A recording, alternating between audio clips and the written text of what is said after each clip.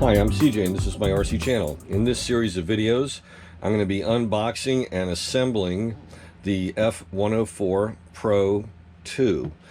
This is a Formula 1 car by Tamiya, and it's not one of the newest kits on the market. They do have a higher performance version, but it's considerably more expensive. Right now, this kit is I believe I spent $195 on this. It comes with a body. It comes with wheels and tires, which is very unusual. Most Formula 1 kits, even if they come with a pair of or a set of wheels, they generally don't include tires, and they don't always include a body either. And what are considered to be the high end of the Formula 1 cars are generally in the $400 range. Kits like the X-Ray, their latest iteration of that for 2020 is $400. Serpent makes a reasonably high-end Formula 1 car for about $370. And there's a couple other manufacturers out there that are also in that range. The higher-end Tamiya Formula kit, which is the F103, has a lot more carbon fiber parts versus plastic, which can make it a little sturdier and doesn't necessarily mean higher performance. Carbon fiber, when used correctly for stiffness and enhanced control of flexibility, because it is a directional fiber depending on how it's used. Now, these are basically just sheets of carbon fiber that parts are cut out of, so they're not designed for directional flexibility or anything fancy like that you could do with carbon fiber, or which is, you know, more of an aerospace kind of thing, and certainly the realm that carbon fiber came out of.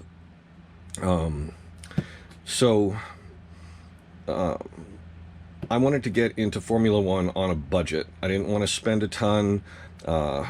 At my track, it's not always the most popular class, and sometimes no one's racing. So you might show up at the track and there'll only be one or two people running, but it comes and goes.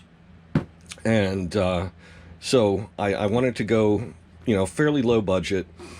At $200, including body and wheels and tires, this is a really good deal. And it's not far off quality-wise from the higher-end models. It just has certain components made of plastic as opposed to milled aluminum or carbon fiber. And again, the carbon fiber isn't complex shapes. It's just sheet carbon fiber that's been cut to a specific shape for things like A-arms and such. If it picks up, maybe next year I'll get X-Ray's latest iteration if they have a new one. But this should be just fine, and it should certainly have the potential to be competitive. So one of the advantages of a less expensive car is that you can afford spares. The things that break on these cars, and that is the #1 complaint that people have against running F1s, is wings and front end suspension break fairly easily by running into other cars or running into barriers. If you're spending half the cost on a car, this one being under $200 versus $400, that buys a lot of plastic, and the entire front end A-arm setup, lower A-arms, upper A-arms, and mounting block for the center, plus hardware, the various screws and nuts and bolts, washers, etc., is about $6 or $7 from Tamiya USA, and it can be found through Asian outfitters like RC Mart for almost half that price. I ordered a couple of sets at $4 a piece.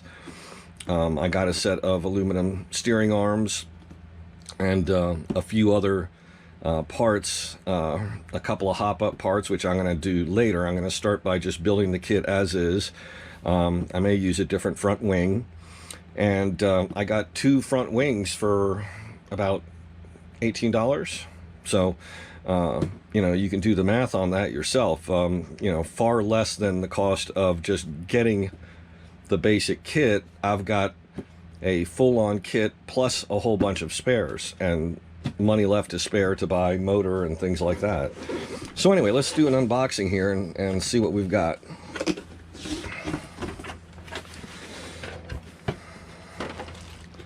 So here is our front plastic tree, and this is exactly what I ordered for $4. Plus it comes, like I said, with some metal hardware and mounting parts. So if I break the A-arms in a crash, I've already got the spare parts. I can swap them out between heats and be racing.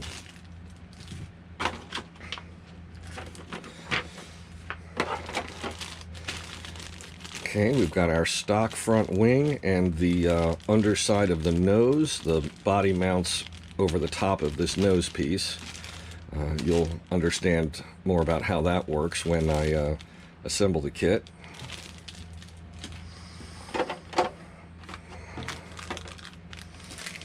Here's our body shell, unpainted, and here is our driver's helmet, which we can put together and mount on top of the body.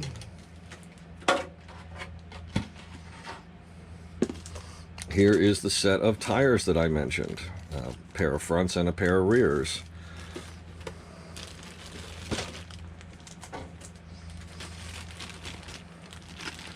This is another parts tree that I ordered a spare of. It was about $5. Basically, it's got the rear motor mounts, wing mount, and the lower diffuser tray.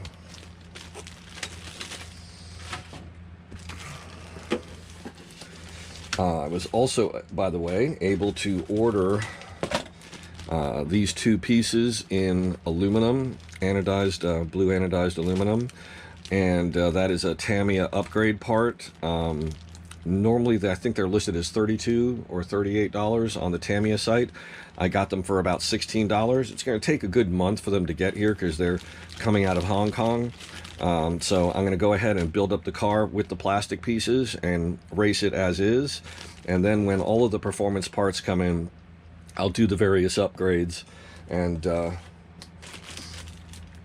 do some testing and see if there's a performance difference. This little bag has the rear wing. You see we have the 2 sides for the wing. We've got 2 adjustable wing panels and 2 body pieces that help direct airflow. Don't know how effective those are. These are some of the various plastic pieces that, as I recall, these mount the servo. This is for battery stoppage. And I'm not sure what these 2 pieces are, but we'll find out as we go. Here we have the carbon fiber chassis, and you know, as you can see, this is not all plastic. It does have several of the larger components made for us out of carbon fiber.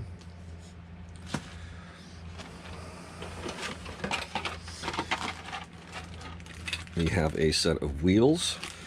We have some more body parts, which we will cut out and figure out how we use these.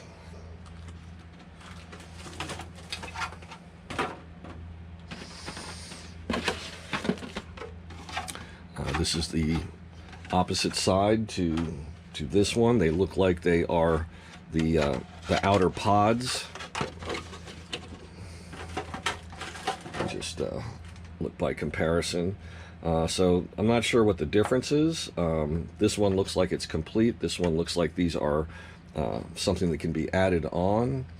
I'll have to get you a better explanation for that.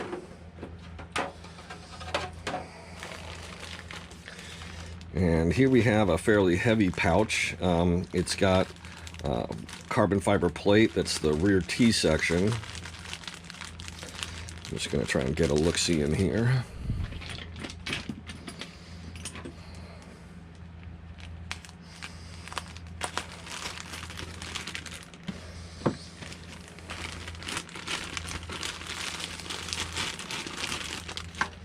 Okay, we've got a couple of drive gears, and also those are for the ball differential.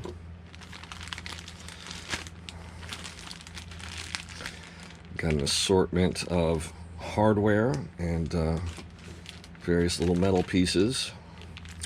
This would be the main shock absorber for the rear suspension, and as you can see, we've got an aluminum shock body with anodized aluminum top and bottom caps and spring adjuster, so it's not all plastic. More hardware. These are axle height adjusters, so there are, let's see, 1, 2, 3, 4, 5 possible axle positions. As you can see, this would be either the lowest position or the highest. This would be an intermediate, low and high, and this would be center. Here we have our servo saver parts.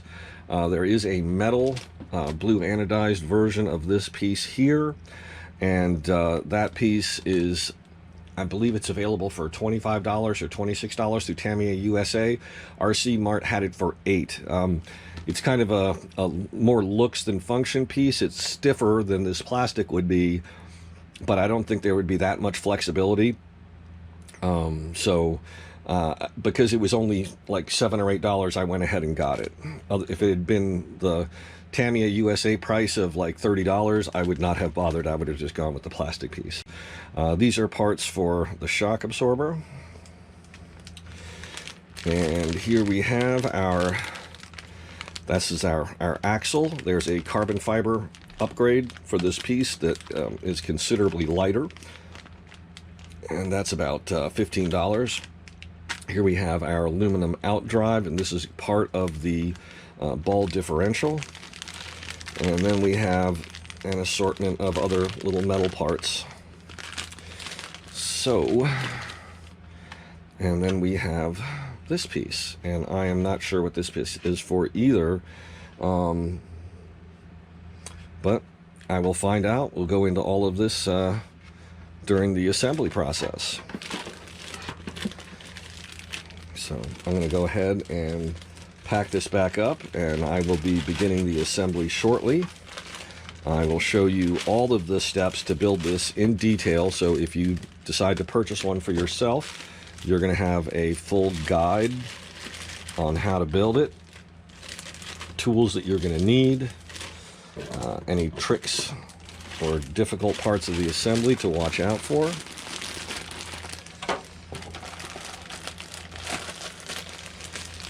If you are trying to get into RC, this is definitely a good kit to go with. Also, Tamiya makes another nice spec kit, and that is the TT-01 kits for truck racing. The scale truck racing is a lot of fun, and that's a kit that comes with motor and electronic speed controller.